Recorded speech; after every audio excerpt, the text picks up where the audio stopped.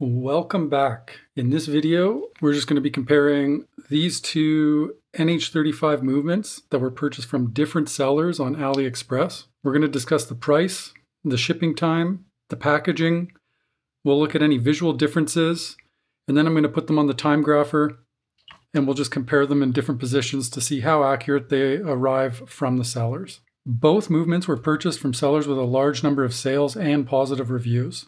This movement on the left was purchased from Time Gear's parts store. It was listed as an original Japanese movement and it was selling for just over $64 Canadian. However, I reduced that price during a sale and by using some app discounts and ended up paying just over $53.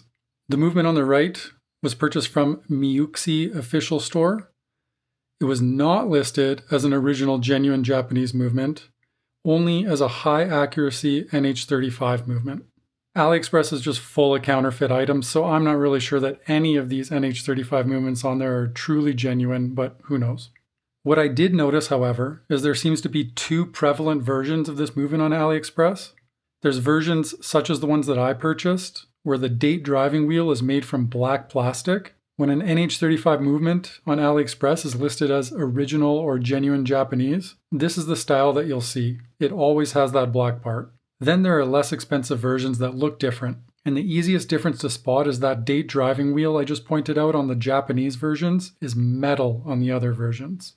Those other versions are usually listed as a Chinese variant of the NH35 and are often half the price. So even though the movement here on the left was listed as original Japanese and the one on the right was not, I'm pretty sure that they're both the same. They both have that black plastic date driving wheel. So as for this movement on the right here, it was listed for just over $70 Canadian.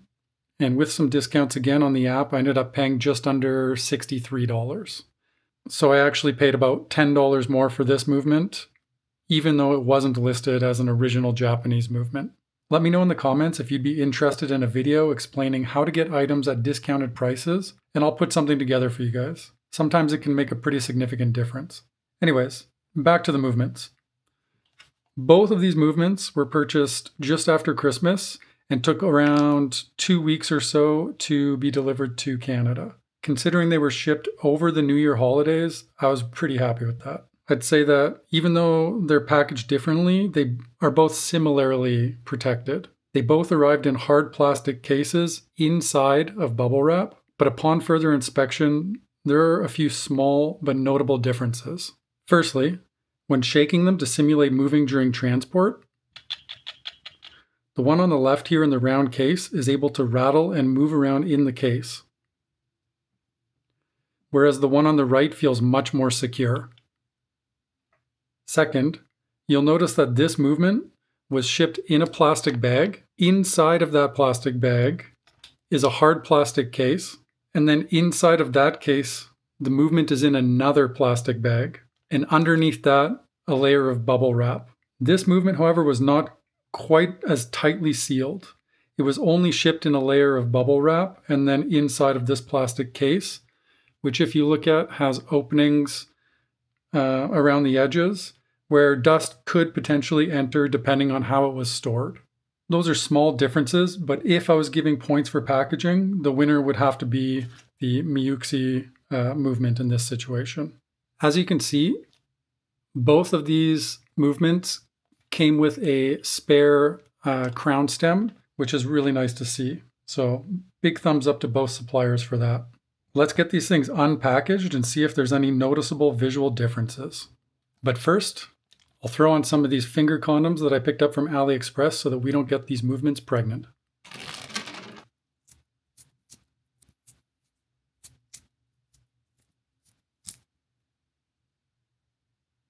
When comparing images of each movement, the quality and finishing appears to be similar. I am noticing dust on both movements, but that very well could have just happened while I had these out on my desk for this video. Zooming way in, I noticed some imperfections in the metal on both, but there is one significant mark on the rotor of the Time Gear movement here that is even more noticeable in person. It could be from oil and it may clean off, but I'm just pointing out how these movements arrived to me directly from the seller. Aside from the mark on the rotor, I'd say that the Miyuki movement looks to be a little bit cleaner overall.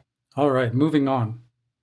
Before we get to the timegrapher, we'll get these things powered up and check that the date wheel functions correctly.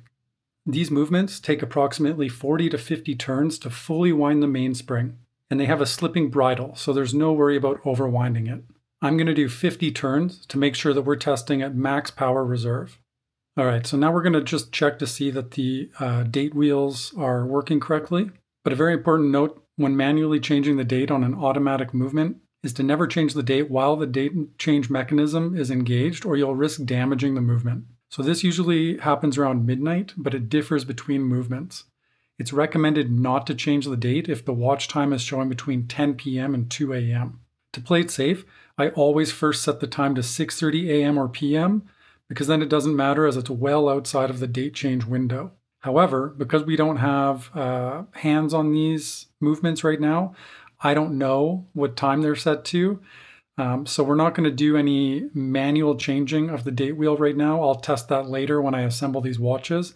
But what we can do is we can pull the crown stem out and just rotate through the time, and the date wheel will click over every 24 hours, and we'll at least be able to check that that's functioning right now.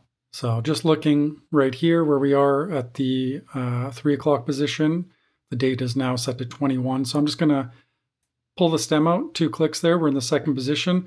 We're going to rotate it clockwise forward, and every 24 hours, you should start to see it moving. There, it started right now. And there's the click. So now we're at 22. And we'll just do this a few times.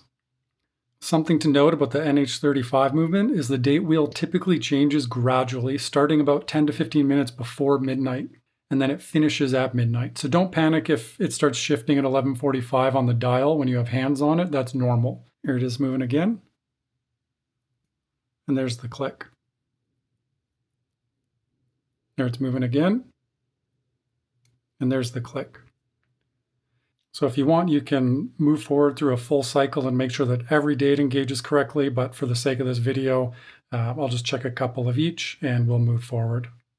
So again, on this movement, pulling the crown out 2 clicks to the second position. There you can see it's moving, and the click. Starting to move, and the click.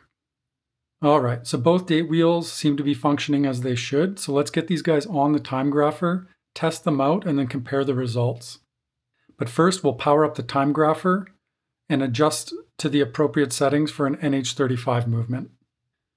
So we'll enter the settings menu by first clicking the pause button, clicking settings. The first setting we're going to adjust here is the beat rate. We're just going to change that to 21,600 beats per hour, which is what the NH35 movement runs at. Next, the lift angle, we're going to change this to 53 degrees.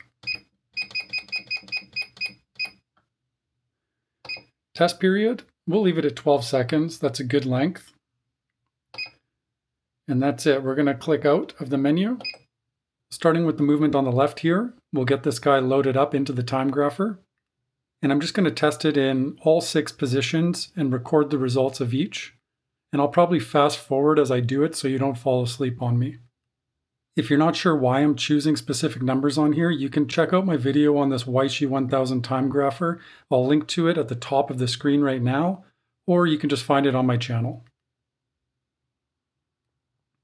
Okay guys, so the results are in. As you can see, the time gear store movement is on the left and the Muxi movement on the right. So let's start with the amplitude of each of these movements. As you can see, both movements are healthy. They're falling within the healthy range for an NH35 movement. The movement on the left from Time Gear Store has a slightly higher amplitude in most positions, ranging from 270 to just over 300. Whereas movement 2 on the right side here from Muxi is slightly lower overall, with amplitude ranging between 262 to 296. Then looking at the beat error, the Muxi movement has a consistently lower beat error of 0 to half a millisecond, whereas the time gear movement has a slightly higher beat error in some positions anyways, from 0.5 to 0.8 milliseconds. What that means is a lower beat error is going to be a more symmetrical tick-tock sort of sound that your watch is making, so better for precise timing. Moving on to the rate, the time gear store has higher positive rates overall, ranging from +9 to +1 seconds a day. The Muxi movement has rates closer to 0 in most positions, so we're seeing +7 to 0 seconds a day, which means that it's just overall more consistent across all positions. So in summary, guys, the time gear movement has a better amplitude and it was less expensive, but it's not quite as well regulated and it has a stain on the rotor. The Muxi movement arrived a little bit cleaner overall and will hold time better as is, but it has a lower amplitude.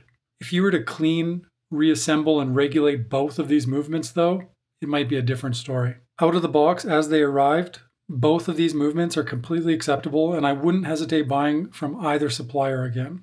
But let me know what you think. You watched this video.